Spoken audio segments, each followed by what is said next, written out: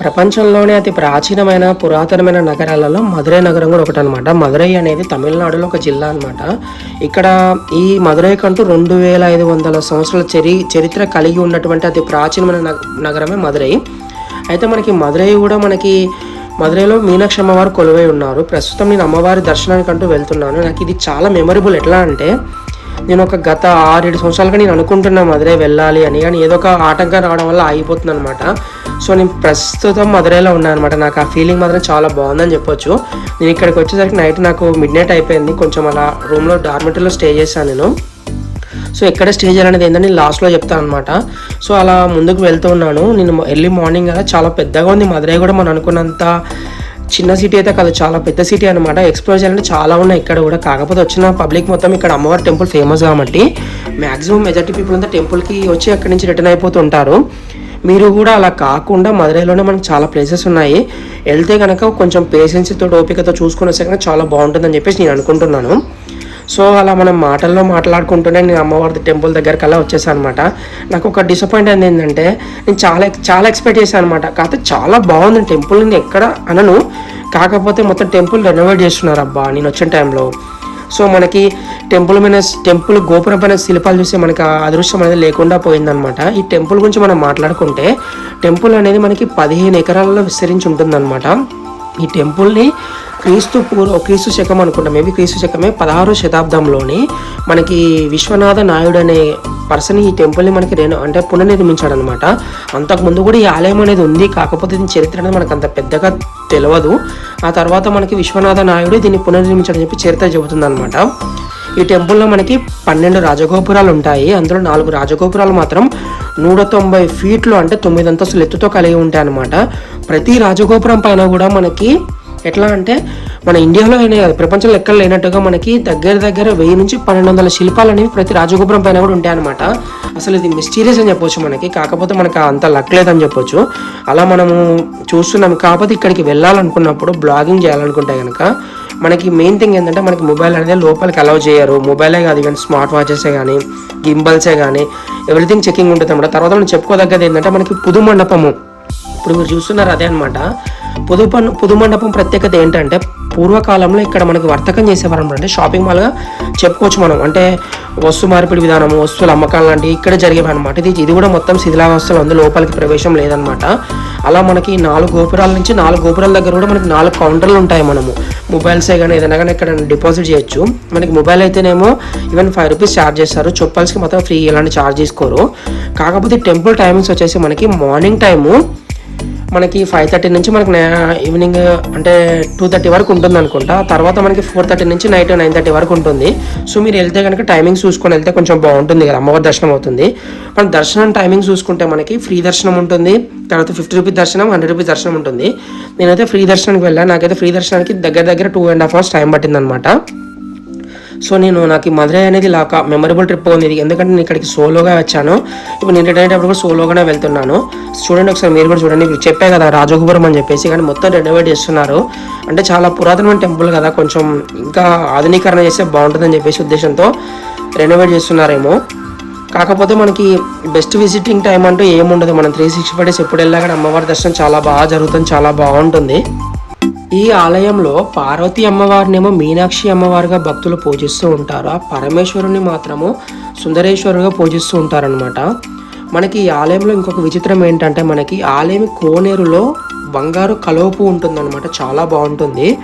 మనకి ఈ ఆలయం కొంచెం పక్క భాగంలో మనకి 1000 స్తంభాల గుడి కూడా ఉంటుందన్నమాట. ప్రస్తుతం దాన్ని మ్యూజియంగా మార్చారు. మీరు ఎవరైనా వెళ్ళాలనుకుంటే కొంచెం ఫ్రీ టైంలో కానీ మొత్తం చూసుకొని వస్తే బాగుంటుంది అనమాట. నాకు ట్రైన్ లేట్ అవుతుంది, సో అంత తొందరగా నేను బయటకు వచ్చేసాను. మనకి సక్సెస్ఫుల్గా మీనాక్షి అమ్మ దర్శనం అనేది సక్సెస్ఫుల్ కంప్లీట్ అయిపోయింది. కాకపోతే 2 hours టైం పట్టింది అనమాట. మీరు ఇక్కడికి వస్తే కనుక మీరు గ్యాడ్జెట్స్ కానీ వాచెస్ కానీ గింబల్స్ కానీ లోపలికి ఏది ఎలా ఉండదు. ఇంకోటి ఏంటంటే కొంచెం టైం డిలే చేసుకుంటే బాగుంటుందని చెప్పేసి నా ఒపీనియన్. ఎందుకంటే టెంపుల్ మొత్తం రెనోవేట్ చేస్తున్నారు అనమాట. మనకి వ్యూస్ అనేవి ఏమంతా ఉండవు, కాకపోతే అమ్మవారి దర్శనం మంచిగా అవుతుంది. సో నాకు ఇక్కడ బాగా హ్యాపీ అనిపించింది ఏంటంటే కొంచెం మన తెలంగాణ నుంచి ఒక 2 ఫ్రెండ్స్ నాకు పరిచయం అయ్యారు, బ్రదర్స్. సో నాకు చాలా బాగా అనిపించింది అనమాట. నాకన్నా ఎక్కువ ఇంట్రెస్ట్ ట్రావెల్ అంటే. సో నాకు ఈ జర్నీలో వాళ్ళతో నాకు చాలా కొంచెం ఒక మంచి మెమరీ అనిపించింది అనమాట. సో మీకు వాళ్ళని ఇంట్రొడ్యూస్ చేస్తాను అనమాట. So hi friends, hi bros, ఎలా ఉన్నారు బ్రో? ఎక్కడి నుంచి వచ్చారు, ఏంటి? హైదరాబాద్ నుంచి వచ్చారా? చాలా బాగుంది బ్రో. నేను అనుకున్నా కదా ఇక్కడికి వచ్చి నైట్ ఇక్కడికి మిడ్ నైట్ వచ్చా అనమాట. నాకు కొంచెం చిన్న ఫియర్ ఉండే, సో నేను ఒక్కనే ఉన్నా కదా ఎట్లా ఏంటి అని చెప్పి చాలా అనుకున్నా. నాకు మిమ్మల్ని చూడండి నా భయం పోయింది బ్రో. ఎందుకంటే తెలుగు వాళ్ళు ఎక్కడున్నా తెలుగులోనే బ్రో, మనం ఆ బాండింగ్ వేరే, అదంతా వేరే ఉంటుంది అనమాట. సో మిమ్మల్ని చూడండి నాకు ఏదో మన అన్న వైబ్ వచ్చింది అనమాట. సో మా నెక్స్ట్ ఎక్కడికి వెళ్తున్నారు బ్రో, ఏంటి ప్లానింగ్ ఏంటి? శ్రీరంగం వెళ్తున్నారా? చూడండి ఫ్రెండ్స్, మీరు ఎక్కడెక్కడ మనకి నాకైనా చాలా చిన్న వాళ్ళు వస్తున్నారు. నా ఫ్రెండ్స్ ఉన్నారు, ఎందుకు వేస్ట్ కావాలి అసలు, ఎక్కడికి రారు, ఏం చేయరు, ఏడికి పోదామన్నా వాళ్ళంతా ఏరే ఉంటుంది. సో మనం గుడికాడ ఇంకా మాట్లాడట్లే కానీ. సో ఇంకా అలా అయిపోయింది బ్రో. ఇప్పుడు నాకైతే ఇద్దరు బ్రదర్స్గా పరిచయం అయ్యారు. సో ఈ జర్నీ అనేది ఇలా ఎండ్ అయిపోయింది అనమాట. ఇక్కడ నుంచి నెక్స్ట్ డార్మెటరీకి వెళ్తున్నాను. సో డార్మెటరీ ప్రైస్ ఏంటంటే మనకి బ్రదర్ వాళ్ళకు కూడా తెలియదంట, మనకి జస్ట్ 350 తీసుకున్నాడు. సో చాలా బాగుంది అనమాట. సో నెక్స్ట్ డార్మెటరీ మీకు చూపిస్తాను అనమాట. అమ్మయ్య, దర్శనం అయితే సక్సెస్ఫుల్గా కంప్లీట్ అయిపోయింది. కానీ నాకు ఇక్కడ పెద్ద ప్రాబ్లం వచ్చింది అబ్బా. ఏందనుకుంటున్నారా, నేను వచ్చిన రూమ్ అనేది మర్చిపోయా. నాకేం అర్థం కావట్లే, ఆ రూమ్ పేరు గుర్తులేదు, ఎట్లా వెళ్ళాలి ఏంటి అనేది. ఎక్కడికి వెళ్తున్నా అక్కడికే వస్తున్నా, ఎక్కడికి వెళ్తున్నా అక్కడికే వస్తున్నా. గోపురాలు కనిపిస్తున్నాయి, మళ్ళీ వెనకకి వస్తున్నా, మళ్ళీ ముందుకు వస్తున్నా. ఇంకో పెద్ద ట్విస్ట్ ఏంటంటే అబ్బా, నాకు 1 అవర్లో ట్రైన్ ఉందన్నమాట. అటు ఇటు పోయి మనం ఉన్న రూమ్కి వచ్చేసాము. సో మనం ఎక్కడ సోలోగా ఎక్కడ ట్రావెల్ చేసినా కానీ మనం అనుకున్న బడ్జెట్ ఉంటుంది. సో ఆ బడ్జెట్ ఓకే, బట్ ఏంటంటే మనకు ఆ స్టేయింగ్ కాస్ట్ అనేది ఎక్కువ అవుతుంది అనమాట. మనం ఎక్కడికి వెళ్ళి స్టే చేయాలన్నా కానీ మనకి మినిమం 500 నుంచి మనకి 1000 రూపాయల పైన ఉంటుంది అనమాట. మనం అసలు స్టేయింగ్కి మనం ఎక్కువ ఖర్చు పెట్టాలన్నమాట. అది సోలో ట్రావెల్స్కి బాగా కష్టం అనమాట. అది ఆల్రెడీ ఆ సోలోగా ట్రావెల్ చేసే వాళ్ళకి ఫేస్ చేసి ఉంటారు.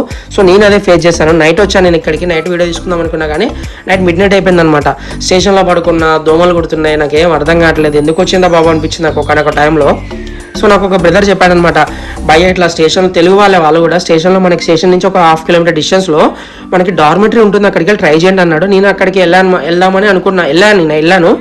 సో మనకి ఎట్లా ఉంటుంది, ఏంటి, సేఫో కాదా అని చాలా డౌట్స్ ఉండే నాకు. ఆ డౌట్స్ అని నేను వెళ్ళంగానే మర్చిపోయాను అనమాట. మనకి చాలా బాగుంటుంది, ఏసీ ఉంటుంది, తర్వాత మనకి లాకర్స్ అనేవి ఉంటాయి అనమాట. మన గ్యాజెట్స్ కానీ మన లగేజ్ అందులో పెట్టుకోవచ్చు. ఛార్జింగ్ పాయింట్స్ ఉంటాయి, సింగిల్ బెడ్ ఇస్తాడు మనకి, వేరే వాళ్ళు డిస్టర్బ్ చేయకుండా ఉంటుందన్నమాట.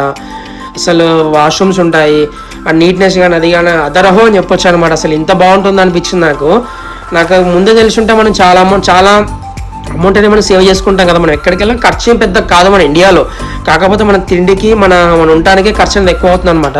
సో మనం ఆ ఖర్చును తగ్గించుకోగలిగితే మనకు అసలు సేఫ్ అనమాట. మనం లో బడ్జెట్లో మన ఇండియాలో ఎక్కడికైనా వెళ్ళొచ్చు. సో అలా డార్మెటరీ నుంచి బయటకు వచ్చాం. అది ప్రమోషన్ వీడియో అయితే ఏం కాదు, నా అనుభవాల మీద షేర్ చేసుకున్నాను అనమాట అంతే. సో మనం స్టేషన్కి వచ్చేసాం. స్టేషన్ కూడా మనకి రెనోవేట్ చేస్తున్నారనమాట మొత్తము. కాకపోతే మధురై స్టేషన్ కూడా చాలా పెద్దది జంక్షన్ అనమాట. ఇది ఇక్కడ నుంచి మనకి నెంబర్ ఆఫ్ ట్రైన్స్ అవైలబుల్ ఉంటాయి. ఇప్పుడు నేను ఎక్కే ట్రైన్ ఇదే అనమాట. కాకపోతే ఇది ఏంటంటే కామెడీ రిక్ అంటారు చూసా, ఇప్పుడు కామెడీ జరుగుతుంది అనమాట. నేను రిజర్వేషన్ చేసుకోలేదు, జనరల్ టికెట్ తీసుకున్నాను. అది ఎట్లా ఉంటుందేమో తెలియదు, అదొక ఫియర్ అనమాట. అసలు లోపలంగా మాత్రం భయం వేస్తుంది అనమాట మనకి. ఎందుకంటే బిహారీ ట్రైన్ తెలుసు మనకి ఎట్లుంటాయో, ఇది కూడా అట్లా ఉంటాయి, మనం చచ్చిపోతాం మనకి. కాకపోతే హ్యాపీ థింగ్ ఏంటంటే మనకి ట్రైన్ చాలా ఫ్రీగా ఉందన్నమాట. ఇక్కడ నుంచి నేను కాట్పాడి దాకా నమ్ముతారు సీట్లు ఒక్కనే కూర్చున్నాను నేనైతే. అసలు ఇంత బాగుంటుందని జర్నీ మాత్రం అసలు ఎక్స్పెక్ట్ చేయలేదు. ఫ్రెండ్స్, ఈ వీడియో కనుక మీకు నచ్చితే మీ ఫ్రెండ్స్కి, మీ ఫ్యామిలీ మెంబర్స్కి వీడియోని షేర్ చేయండి, లైక్ చేయండి. కొత్తగా వచ్చిన వాళ్ళు వీడియో చూస్తుంటే కనుక సబ్స్క్రైబ్ చేసుకోవడం మాత్రం మర్చిపోకండి. Thanks for watching. నేను మీ ఆకాష్ నేచర్ ట్రావెలర్.